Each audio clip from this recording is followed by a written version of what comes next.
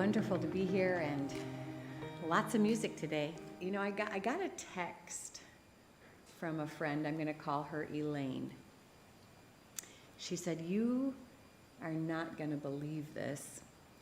Today, a lady I knew came in to get a permit from me.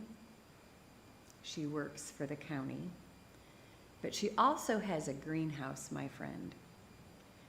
And she said, when we got the paperwork done, this woman said, 'Now I need to talk to you about something that's been on my mind.' And my friend's text said, 'Call me. I've got to tell you what happened.' So as it turns out, many, many years ago, this woman had a floral business and had bought a bunch of flowers from my friend Elaine for her shop. It was a pretty big order, but the business folded, and she ended up never paying for those flowers. Elaine said she'd actually even forgotten about it, but this woman said it had been weighing on her mind and on her heart, and it felt really heavy for many, many years. She said, 'Now I have some money and I want to make it right.' Elaine said, 'That's okay.' You know, that was so long ago. She was thinking back to herself, I was probably just like $150 or something, so it's really not that huge a deal, but this woman insisted, and she handed her a check. Elaine reluctantly accepted, and she unfolded the check, and it was for $1,000. Elaine said, 'Wait, that is way more than your bill. I can't accept that.' But the woman was so adamant that she took it. And the joy on that face of that woman, the relief, she was so happy that she could finally rectify the situation and have some peace of mind. Then Elaine shared that even though she felt a little funny about accepting the money, it couldn't have come at a better time. Because the day before, she had made a tough decision. See, every Saturday, she sells at a farmer's market.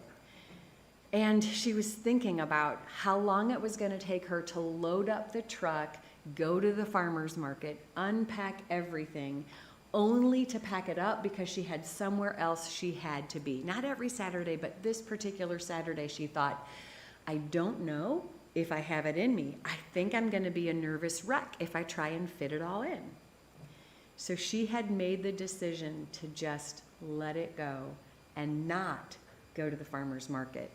And that felt odd for so many reasons. The people who were going to be there, the people that were expecting her to be there. She felt she was letting herself down and others down. But she said, I got still, I relaxed, and then I made a choice. I figured I wasn't going to worry about the money that I'd be missing by not going to the market this once. And then this happened. Elaine, man, I need the money, but I just can't do it all. I have to draw the line somewhere for myself so I don't get depleted, so that I can better serve God. Okay, I got you. I'll take it from here. Absolutely. Let go and let God. This theme for the month is to choose your medicine. There are so many things that we could be doing to deepen our relationship with God, to experience Spirit and Source. And that's just one example. The willingness to go within, to let yourself be guided. So I thought I'd ask you to participate in a little bit of an exercise. If you have something to write on, if you want to put it in your phone, if you just want to do it mentally, that's totally okay too. But I want you to ask yourself, where are you feeling stretched? In what area of your life do you feel a little overburdened? Where are you worrying? So you could divide it into 4 categories. Think of family, fitness, finances, fun. Or maybe yours is 3 categories like heart, health, hands. Just think of the categories in your life and ask yourself, where could I be giving less here so that I have more to give over here? The idea of balance is really not an accurate thing to think about because balance implies equal. But we need to give at different levels for different seasons in our life. So this isn't just a one and done exercise. This is something that every month you could be looking at and say, where do I want to grow? I don't have an infinite amount of time. I am resourced. I touch base with the infinite within me, but then I have to make the decisions about where I give myself. And in order to show up more authentically and more fully, sometimes I need to assess. It reminds me of something called a paradox principle. I was visiting Colorado with my family, and Colorado's famous for the Rocky Mountains in the western part of the state, but the state's divided almost in half. In the eastern part of the state are the Great Kansas Plains, and it's flat land for miles. Colorado's actually one of the only places in the world that have both buffalo and cows on these plains, living in close proximity to one another. And so there's a fabulous lesson that we can learn from studying the way these two animals respond to storms. When a storm comes, they almost always brew from the west. And when that happens, they roll towards the east. They come over the mountains to cross the plains. Now, what cows do is very natural. Cows sense the storm is coming from this direction, and so the cows want to run away from the storm. The only problem with that is, if you know anything about cows, they're not really fast. And so the cows are trundling across the plain, and as the storm inevitably catches up with them and they're going in the same direction, it actually prolongs their exposure to the thing they're trying to avoid, to the elements, to the frustration, to the pain. It like maximizes the amount of time that they're experiencing that thing they didn't want to experience. Isn't that stupid? But humans do the exact thing all the time. We spend so much of our lives trying to avoid challenges, difficult conversations, things that aren't easy, when in reality, that only prolongs the inevitable. Where do we see this? People who are in debt try and find ways around paying their bills.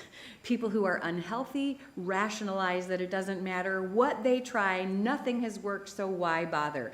People who are struggling in their marriage avoid the conversations that are meaningful in order to get the breakthrough to obtain the relationship they long for. You choose self-advocacy when you finally realize that problems that are procrastinated on are only amplified.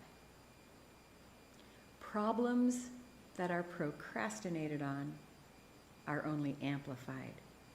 Waiting makes it worse. What buffalo do is very unique in the animal kingdom. Buffalo wait for the storm to cross right over the crest of the peak of the mountaintop, and as the storm rolls over the ridge, the buffalo turn and they charge directly into the storm. Running at the storm, they run straight through it. minimizing the amount of pain and time and frustration that they experience from that storm. It's the exact same storm. It's such a great metaphor for all of us. Do you want to be a buffalo or a cow? I want to be a buffalo.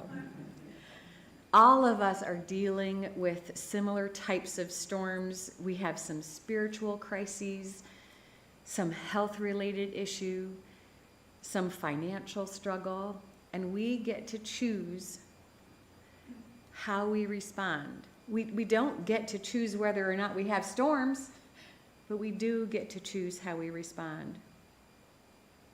More specifically, when we respond. The buffalo mentality is to be open to doing the difficult thing, to face it head on, to open your heart with faith and trust that God's got you. Taking the short-term, easy way out is really not the best thing for you or anyone in the long term, because it eventually has to be dealt with. In other words, easy short-term choices lead to long-term difficult consequences. Meanwhile, difficult short-term choices often lead to easier long-term consequences for the betterment of the greatest and highest good. So this great paradox, what seems like the easy thing to do, eating whatever I want, saying whatever I want, doing whatever feels good in the moment, that actually creates a more difficult life. And yet when I do that thing that seems hard, like having a difficult conversation, advocating for myself, the things that seem difficult in the short term are the things that create a much more authentic life, a life that is richer. Charge the storm, head first. No, heart first. Open your heart to the knowing that you are not alone. You are supported. The difficult thing will be behind you sooner because you are standing in your power and trusting that the action you take is what will serve the greatest and highest good, not only for you, but for all. I am here now, fully present, fully supported, fully capable. Imagine now that storm, whatever it is that you're bringing to mind, is past. You're on the other side. That doesn't hold nearly as much power as it did when you were trying to avoid it. You're no longer even giving energy to it. You're not giving your power away, which means you have more energy for whatever is next. This is putting on your own oxygen mask first. This is surrender in a way. Where you lead, I will follow. It's usually not the easiest thing, but it's the thing your soul most needs, or it wouldn't be showing up. Self-advocacy then is like a medicine. Choosing to trust that doing what might seem difficult in the short term will have better long-term consequences. And what great medicine is that? Imagine making those kinds of choices more often and with more ease, maybe even with anticipation, expectancy, your faith bolstered, because more and more of the payoffs from that authentic way you're showing up now is ultimately serving you, and it's proven time and time again that by doing that thing that's hard that I was going to avoid is the thing that I have the support to get through. You can even get to the point where, like a child, you're reclaiming possession of your own power with glee It reminds me of a little ditty my sister and I were singing all the time when things were going wrong, just to get ourselves in the right mindset.